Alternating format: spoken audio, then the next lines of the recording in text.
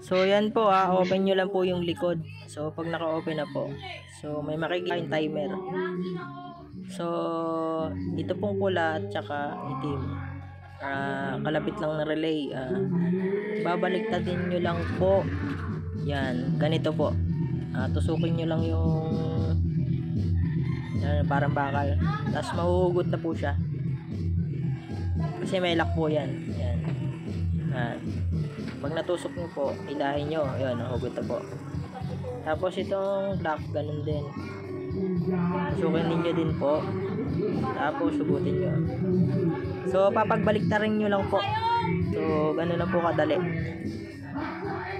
So ibalik nyo po yung clip kasi medyo natusok na siya, kaya para mag-lock uli siya. So ganun lang po kadali. So yan, binaliktad ko na. So yan. So ganyan lang po. Okay po, thank you po.